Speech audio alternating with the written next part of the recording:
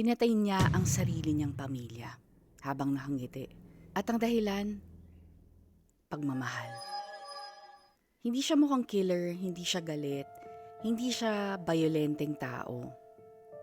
Para lang siyang lola na mahilig magluto ng leche flan at ipapamigay niya sa mga kamag-anak niya dahil wala lang, out of love. Naalala ko tuloy bigla ang lola ko. So, paano nagiging mamamatay tao ang isang babaeng naghahanap lang ng pagmamahal? This is the story of Nanny Doss, also known as the Giggling Granny. 1905, Alabama. Lumaki si Nanny sa isang rural na lugar, hindi luxurious, hindi glamoroso, hindi rin gaano exciting. At higit sa lahat, walang freedom. Ang tatay niya sobrang higpit. Hindi siya pinapayagang mag-makeup, hindi siya pinapayagang makipag-date, o kahit man lang sumakay ng train mag-isa o ng bus mag-isa. Para bang kontrolado ang buhay niya. At kapag lumaki ka sa ganitong klaseng environment, saan ka pupunta para makatakas? Just imagine, no? Ganon kahigpit yung mga magulang dati sa mga kabataan. Bawal maglamyerda na mag-isa ka lang, lalo pa pag sasakay ka ng bus or train mag-isa. Paano kung may kailangan kang bilhin, di ba? Samantalang ngayon, 10:00 na ng gabi pero may nagsasayawan pa rin ng mga bata sa labas. Ang swerte talaga ng generation natin compared to earlier generations.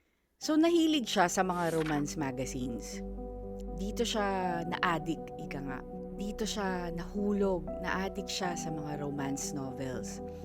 In modern times, para siyang equivalent ng Wattpad. Mga kwentong perfect love, para bang papadudot, ganon. Perfect husband, perfect ending. At dito, nagsimula ang pinakadelikado niyang paniniwala. Na ang pagmamahal dapat perpekto. Ayun tayo sa mga delulu moments eh. Sa edad na 16, nagpakasal siya kay Charles Braggs. At syempre dahil umpisa pa lang para siyang fairy tale. Pero mabilis din nasira. Nabasag ang kanyang perfect memories because of certain scenarios. May mga report na medyo heavy drinker daw siya, lasinggero, pagiging abusado, at emotional neglect, kapabayaan pa sa asawa. So moving forward, nagkaroon sila ng 4 na anak. Pero, yung dalawa dito, bigla ang namatay. Ang official cause? Food poisoning. Walang malinaw na ebidensya, walang nag-imbestiga ng mabuti. At dito na nagsimula yung pattern. Hindi lang ang mga anak niya, pati ang nanay mismo ni Nanny, bigla ang namatay. Pagkatapos, yung kapatid naman niya, yung sister niya, sunod-sunod, 'di ba? So, coincidence lang ba to? O may isang taong tahimik na gumagalaw behind the scenes? Naghiwalay sila ng first husband niya. At dito na nagsimula ang cycle. Naghahanap siya ng bagong lalaki. Madalas through yung mga ads na pinopost dati sa dyaryo, yung Lonely Hearts ads na tinatawag nila. So, parang galawang bell goddess lang. If you haven't watched that, check out nyo. So, itong si Nanny Doss, parang naghahanap siya ng bagong love story niya sa classified ads. At bagong simula, at bawat bagong simula, may parehong ending lang yan sa kanya. Nagpakasal siya kay Frank Harrelson. Pero same story. May alcohol issues, violente din. At isang gabi, bigla siyang nagkasakit, si Frank. Shortly after, namatay siya. At guess what? Walang suspicion. Coincidence na naman ba ito? Tingnan natin. Ang method ng kanyang pagpatay. Ito na yung pinaka-critical. Arsenic. Isang laso na halos walang lasa at madaling ihalo sa pagkain. Perfect. Para sa isang nagmamahal na butihing asawa. So imagine niyo yung sitwasyon nila araw-araw, no? Mula opisina, pagod si Frank. Pagka-uwi niya sa bahay, umupo na siya sa salas. Nagbasa ng dyaryo o nanood ng TV. Habang naghihintay ng pagkain, si Nani naman nagluluto siya ng paboritong dinner ng kanyang asawa. Sabay ipaghahain niya. Kain ka na, Frank. At lingid sa kaalaman ni Frank, unti-unti na pala siyang pinapatay habang nakangiti. Yung pagkain na simbolo ng pagmamahal, ginawa niyang isang sandata. Moving on to husbands number 3 and number 4. So, hindi pa doon natatapos, may mga kasunod pa. Nagpakasal siya ngayon kay Arlie Lanning. After some time, nasunog ang bahay nila at si Arlie namatay sa loob. Aksidente daw. Nagbago bigla ang galawan niya. Then another husband, si Richard Morton. Itong si Richard, nagkaroon siya ng affair. Karelasyon, kerida, kabit, number 2, karelasyon.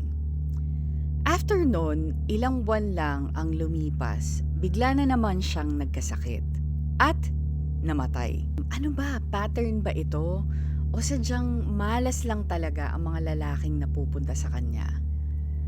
Ito yung pinaka nakakakilabot at sobrang creepy dito. Hindi siya mukhang mamamatay tao. Hindi siya hysterical, hindi siya emotional. Tumatawa siya habang kinukwento niya ang mga nangyari sa mga ex-husbands niya. Kaya siya tinawag na giggling granny. Paano ka matatakot sa taong parang walang pakialam? O para bang wala siyang emosyon at empathy sa mga taong pinatay niya? 1954 ang huling asawa niya.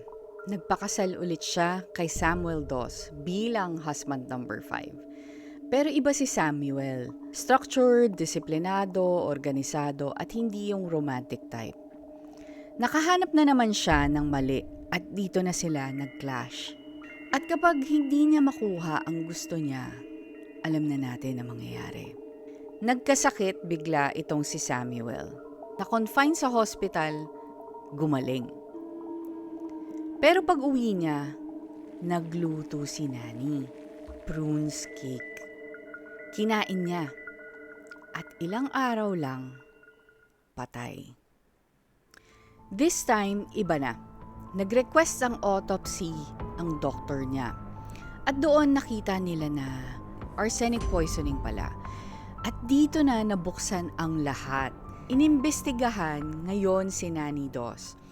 At nung tinanong ng kapulisyahan, tumatawa siya. Parang nagkukwento lang ng normal. Tapos, inamin niya isa-isa kung ano yung ginawa niya. Mga asawa, mga anak, kapatid niya, kamag-anak niya.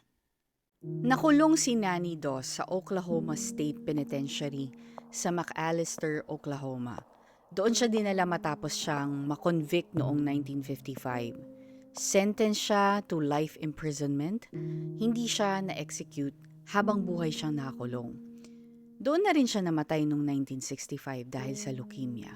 At doon, natapos ang kanyang version ng kanyang love story. Ngayon, ang palaisipan dito. Minsan, iniisip natin na ang pagmamahal o ang love dapat perfect. Walang sakit na dapat maramdaman, walang conflict o gulong dapat mangyari. Pero ang totoong pagmamahal, messy yan. In short, complicated.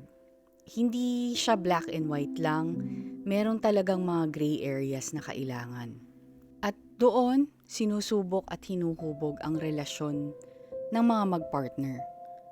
Kung gaano katibay at kung hanggang dulo ba talaga siya. May kasabihan nga, kahaba-haba man ng prosesyon, sa kasalan din ang patutunguhan. At kapag hindi mo matanggap yun, hanggang saan ka willing pumunta para makontrol ang storya mo. Si Nani Doss, hindi niya inayos yung buhay niya.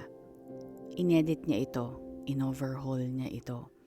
At ang tinanggal niya, mga taong nagmahal sa kanya.